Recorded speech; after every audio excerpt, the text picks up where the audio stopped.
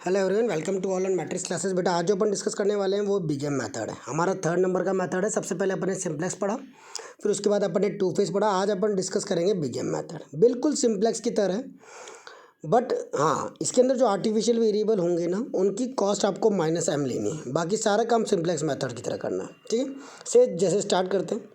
Solve the following LPP by big M method से करना है। ये आपका पास क्वेश्चन दे रखा है। सबसे पहले सब इक्वालिटी में ऑलरेडी गिवन है। अब बेटा तीसरे वाले के अंदर देखो x4 गिवन आ रहा है 1 है। x4 का कोफिशिएंट कितना है 1, यानी आपको सिर्फ दो आर्टिफिशियल वेरिएबल जोड़ने पड़ेंगे। एक इसके अंदर जोड़ना पड़ेगा x5 आपको, और एक इसके अंदर ऐड करना पड़ेगा x6, नथिंग एल्स। बाकी इसके अंदर तो ज़रूरत ही नहीं क्योंकि ऑलरेडी 1 0 0 बना ही रहा है। तो आपको x5 और x6 की कॉस्ट -m लेनी है। बाकी सबकी कॉस्ट जो क्वेश्चन में गिवन हो वो की वही लेनी है। ठीक है, चलो देखते हैं कैसे लेना है। ठीक है, ध्यान से देखना। सबसे पहले तो नॉर्मल बना लो। एक्स मैक्सिमाइज m वही z, x1 + 2x2 माइनस का कितना x4 तो पहले से था। एक x5 और एक x6 आपने यहाँ पर जोड़ दिया। x5 आपने इसके अंदर जोड़ दिया और x6 आपने इसके अंदर जोड़ दिया। वही बेसिस वेरिएबल बनाने के लिए, क्योंकि बेसिस वेरिएबल आपके आइडेंटिटी मैट्रिक्स से बनता है। और ये आपका x4 सिमिलरली यहाँ पर है। अब बेटा x5 और x6 की कॉस्ट को आपको -m लेना है। x5 x को यहाँ पर आपको y1 y2 y3 y4 y5 और y6, ये बिल्कुल x1 x2 x3 x4 x5 और x6 है। इनकी जगह आप y1 की जगह आप x1 भी लिख सकते हो, जैसा कि मैंने कई जगह लिखा हुआ है। इसकी जगह ये x2 लिख देना। ये आपका x3 हो जाएगा, ये आपका x4 हो जाएगा, ये आपका x5 हो जाएगा, एंड दिस वन ये आपका क्या हो जाएगा x6 हो जाएगा। ठीक है, इसको हटा देता हूँ ताकि आप प्रॉपर कर लो। ये आपका x5 हो जाएगा और ये आपका x6 हो जाएगा।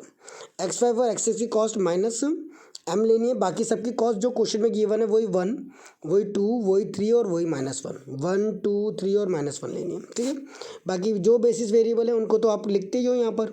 5 6 और कितना 4 आपने यहाँ पर प्लेस कर दिया। बिल्कुल सेम सिंप्लेक्स वाला काम करना।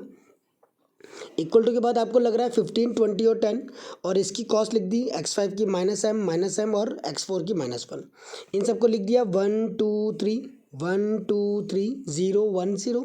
सिमिलरली सेकंड वाली इक्वेशन को प्लेस कर लिया 2, x1 का कोफिशिएंट x2 का 1 और x3 का कितना 5, 2 1 5 0 0 1।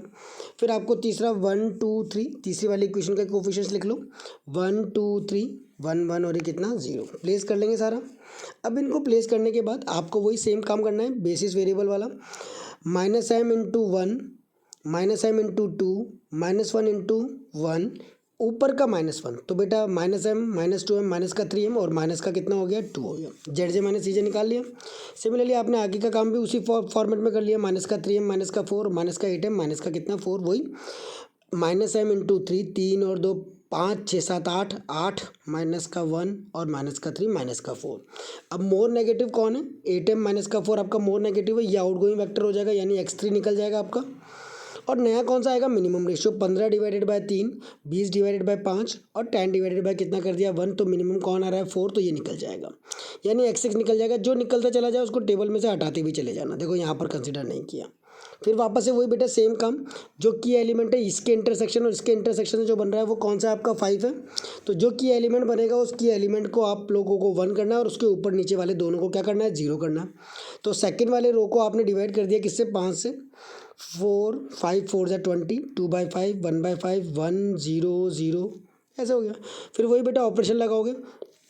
ऑपरेशन क्या लगेगा सेम, ये 1 है और ये भी 1 है, तो R3 goes to R3 minus का कितना कर देना R2 कर देना, तो करके ये 0 हो जाएगा। सिमिलरली R1 के अंदर जब ऑपरेशन लगाओगे तो R1 का ऑपरेशन क्या होगा R1 goes to R1 minus का, सॉरी हाँ R1 goes to R1 minus का थ्राइस ऑफ क्या कर दोगे R2 कर दोगे। इसको 3 से मल्टीप्लाई करके माइनस कर दोगे, तो वही सेम यही ऑपरेशन आपको पूरी रो में लगाना है और तीनों की तीनों रो में सेम प्रोसेस आपको अप्लाई करना है। फिर वही जेड -cj निकालोगे, बिल्कुल सिमिलर, बिल्कुल सिंप्लेक्स वाला काम है। अगर सिंप्लेक्स अच्छे से आता है तो ये ऑटोमेटिकली अच्छे से हो जाएगा।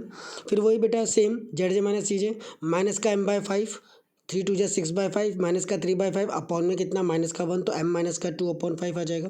फिर ये आ जाएगा, फिर ये दोनों 0। ये मोस्ट नेगेटिव है तो ये एंटरिंग वेक्टर हो गया, मतलब 2 वाला एंटर करेगा। और कौन निकलेगा इस बार देखते हैं मिनिमम रेशियो किसका है। 3 divided by 7/5 15/7, 4 divided by 1/5 20, 6 divided by 9/5 कितना 10/3, कौन 7 2 जा 14 x5 आपका क्या हो गया, आउट गोइंग वेक्टर हो गया, और इनकमिंग कौन हो गया, x2, तो x2 आ गया। वापस से वही बेटा इंटरसेक्शन बना लेंगे इन दोनों का, है ना। तो कौन सा इंटरसेक्शन हो रहा है, ये आपका 7/5 आपका इंटरसेक्शन हो रहा है। तो अब 7/5 के अंदर खेल चलेगा। 7/5 को आपको 1 बनाना है और उसके नीचे वाले दोनों को 0 बनाना है, यानी पूरी R1 वाली रो को 7/5 से, इसको भी 7/5 से डिवाइड, इसको भी 7/5 से डिवाइड, ये 0 0 और 1 को भी 7/, इसको तो जरूरत ही नहीं क्योंकि निकाल ही दोगे इसको तो टेबल में से हट ही जाएगा ये। अब ये 1 और इनके नीचे वाले दोनों 0, यानी अब तुम्हें बेटा R2 को 0 बनाना है तो ऑपरेशन लगाओगे, R2 goes to R2 minus का 1/5 ऑफ कितना करके R1, ठीक है। Similarly R3 goes to, R3 को 0 बनाओगे, R3 माइनस का कितना 9/5 ऑफ कितना R1। बस अब आपका ये दोनों ऑपरेशन लगा देना, ये 0 हो जाएगा। ये आपके पास वापस से वही टेबल बन जाएगी, ये वाला 0 और ये दोनों 1, सॉरी ये वाला 1 और ये दोनों नीचे वाले 0, और यही ऑपरेशन सब में लगाना है, बिल्कुल सिंपलेक्स की तरह, है ना। अब बेटा कुछ भी नहीं बचा, एक भी एम भी नहीं बचा, सारे आ गए। अभी भी ये नेगेटिव आ रहा है, तो जो 6/7 आपका नेगेटिव आ रहा है, ये इनकमिंग वेक्टर मतलब x1 एंटर करेगा, निकलेगा कौन, इसको तो ले नहीं सकते क्योंकि ये नेगेटिव आ रहा है, तो ये तो लेंगे नहीं।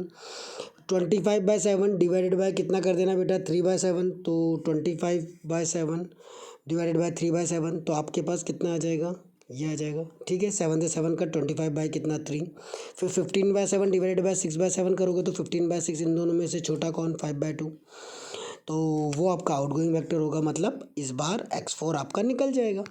वापस से वही सेम काम, आपका की एलिमेंट इसको इसके इंटरसेक्शन से 6/7 आपका की एलिमेंट बना, तो जो की एलिमेंट बन गया उसको तो 1 करना है और बाकी उसके ऊपर वालों को 0 करना है। अगेन ऑपरेशन वही सेम लगाओगे, R1 goes to R1 minus का माइनस क्यों प्लस का 1/7 ऑफ कितना R3। Similarly R2 goes to R2 minus का 3/7 ऑफ कितना R3, सेम कर देंगे, दोनों का कर दिया, तो ये दोनों 0 0 हो जाएंगे। फिर वही ये तीनों 5/2 आ जाएगा, यानी x2 की वैल्यू, x1 की वैल्यू और x3 की वैल्यू तीनों 5/2 आ गई। पुट कर देना, आंसर आ जाएगा। किसके अंदर पुट कर दोगे बेटा, यहाँ पर z वाले में। z इक्वल टू कितना था आपका x1 प्लस का 2x2, यानी 5/2 प्लस का 2 इंटू 5/2 प्लस का 3 इंटू 5/2, x4 कुछ आया ही नहीं तो 0 कर देंगे उसकी जगह। बाकी का काम कुछ करना ही नहीं क्योंकि क्वेश्चन तो आपका वहीं तक ही था, बस यहीं तक ही था क्वेश्चन तो, है ना, वो तो आपने एक्स्ट्रा जोड़े थे, ठीक, डन। तो बेटा इस तरीके से आपको पूरा का पूरा बीगेम करना है। ये आपके तीनों बहुत इंपॉर्टेंट मेथड थे, बहुत अच्छे से हो गए। जब जेड के अंदर ये पुट कर दोगे क्या, हाँ मैं लिख देता हूँ यहाँ पर तुम्हारे, ताकि तुमको आंसर प्रॉपर समझ में आ जाए कि आंसर क्या आ रहा है।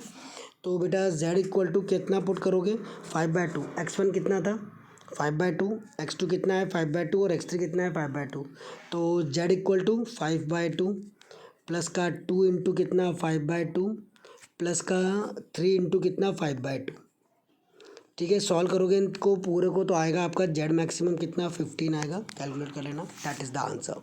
ओके डन, बहुत अच्छे से इसको परफॉर्म कर लो। फिर एक ही टॉपिक बचेगा इसमें, ड्युअलिटी, जो इन्हीं से रिलेटेड है, उसको अपन डिस्कस करेंगे।